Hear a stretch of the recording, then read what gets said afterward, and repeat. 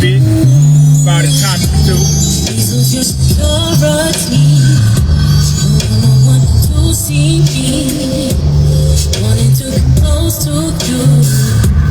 Try a little bit to see if anybody come in here. I said I always tend to get the people to come on afterwards, I guess. My views later. I'm listening to the new Aerolytics.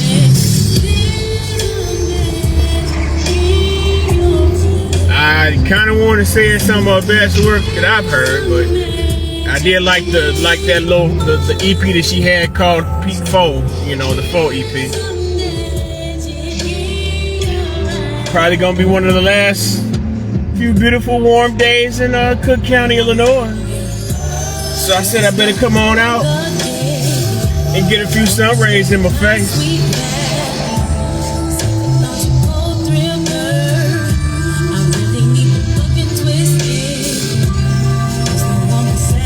Today's topic, today's little hot topic I saw, in my opinion. There go that O Block has been bought. O Block is shutting down. No Block, O Block. Who gonna slide for O Block? Evidently a real estate developer. And you know, a lot of the things, the response I've been reading, you know, they talk about, oh, gentrification is in full effect. I don't know where a lot of y'all been at, but, you know, just like the Robert Taylor homes and just like Cabrini Green and just like many projects around the country, I know that before I left Nashville, Tennessee, they were shutting down projects down there too. There's a quote that by Neely Fuller, the author of the Compensatory Code Concept, where he says, keep those squatters moving. Keep those black squatters moving. You know, because when you keep someone in a position or a mind state where they won't necessarily be where they are for an extended period of time, you know, there was a reason why, you know, the GI Bills and the Homestead Act benefited mostly people of the white skin persuasion, the alabaster Caucasian persuasion, was because if you consider yourself a citizen or an inhabitant, a native of a particular nation, then you should be comfortable wherever you are in that nation. You should be able to place roots wherever you choose to in that nation. But let me not get too far off, man. You know, yeah, we talk about gentrification, and I mean, it's like, well, when it comes to when we start talking about, well, you know, a lot of us we are not necessarily, and I say us as being collective, a lot of us don't necessarily have the economic power or the monetary power, the finances, but then we turn around and then we see a lot of people that may have the most expensive cars and the most expensive clothing and jewelry, but yet still they don't, so for some reason we don't have any money to buy these areas, these blighted areas, you know, to make investments in a community and build a community. But yet still we have the gentrification. We black folks, we need to be scared. They gentrifying.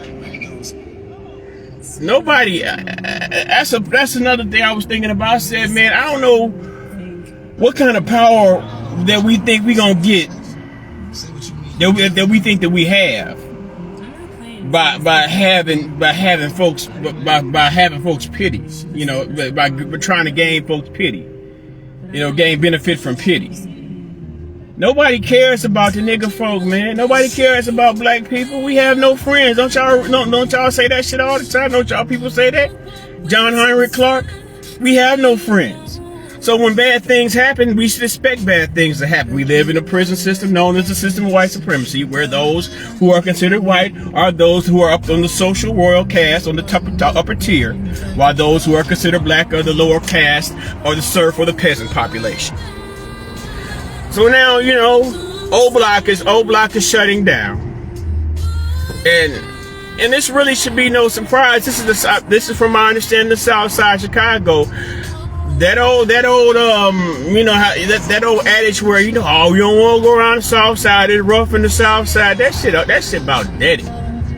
And what's gonna really put the nail in the coffin is when they start building Obama, Barack Obama's, my bro Obama. When they start building Bro Obama's library down there, they're really, you talk about gentrification, then it's going to be really much a forcing of those families and people who might have houses and property in that area. That's really going to force them out, because what that'll do, you know, we all know, if those who live in Cook County, we all know how much they like to tax the fuck out of a nigga up here. They're going to raise some property taxes around there to the point where can't nobody afford to stay over there. Them old folks who done had their property for generations, and well, goddamn, homie. Them old folks who done had their property for generations. They're not going to be able to afford their shit, and some of the relatives, those who are laying up in the house and, you know, smoking gas. Going out and drinking and partying, having a good old nigga time, you know, and not even saving any money or trying to invest in the household in which Big Mama and them have, you know. So when the house get lost due to taxes, they walking around looking stupid and lost too. Keep those squatters moving. So now it's like, okay, well, where would these people go? Where would they over? Because I don't know. This one person I read a comment from, I guess he thought that somebody really bought O-Block just so they wanted to buy the apartment building. Don't nobody want that shit. That shit is drenched with blood.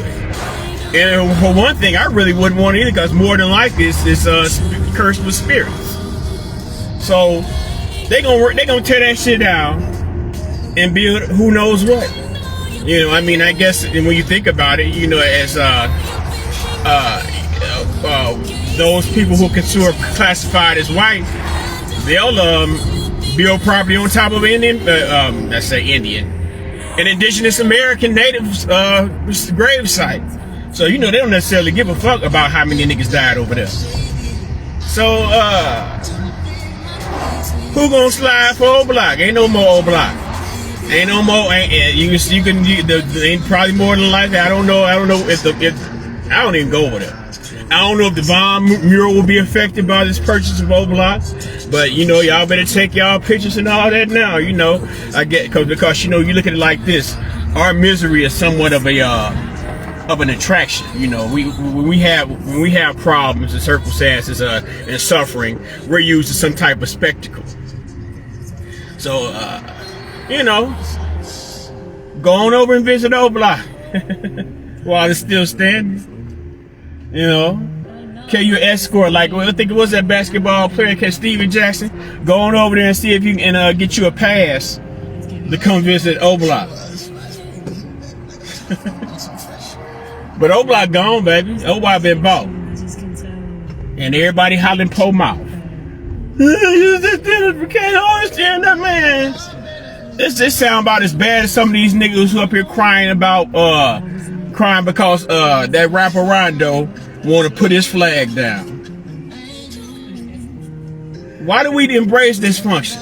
What is the purpose of our embracing of dysfunction? It don't bring us nowhere. And then as soon as that dysfunction is threatened, we want to play the role like, oh, it's such a shame.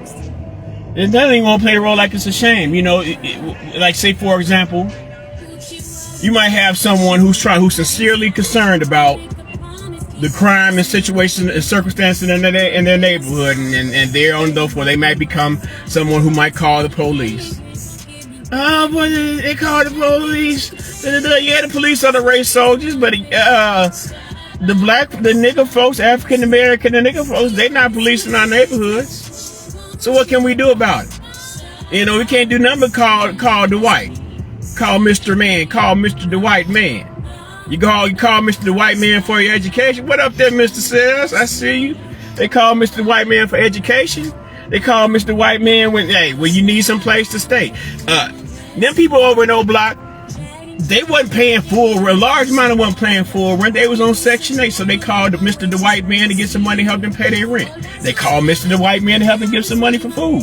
But you know, okay, it's fair enough. I'll even go along with the premise that we all pay taxes, so we all should have the benefit of public assistance. But we all don't necessarily want public assistance. Public assistance gives your income a limit. Public assistance puts you in a box. Don't y'all remember how people were talking about, oh, they kicked the black man out the home and it ruined the family? That's because niggas was broke. That's because we were disenfranchised. So now instead of us trying to figure out a way to utilize our votes and our political power, what minimum political power may have, in order to try to build something, in order to try to get some type of legislation or some type of funding to benefit ourselves, you know, we rather dance around and dance around with the politicians that are running, i.e. Roland Martin with Hillary Clinton, or quote Cardi B and reminisce the days when Tupac was alive and rapping in 1988 like Kamala Harris. Or we want to say, I am so in love with you, like my brother Bro Obama did. All that feel-good politics, that's what we like. We don't like power. We don't like to feel as if our generations are secure for the future. So let's I ain't got no liquor. Let's pour out a little liquor for Oblock. May we always remember all the death and destruction and dysfunction and rape and murder and violence that occurred there, and all the influences for all those popular rap drill songs that they have. I know I sound like Granddaddy talking the way I'm talking.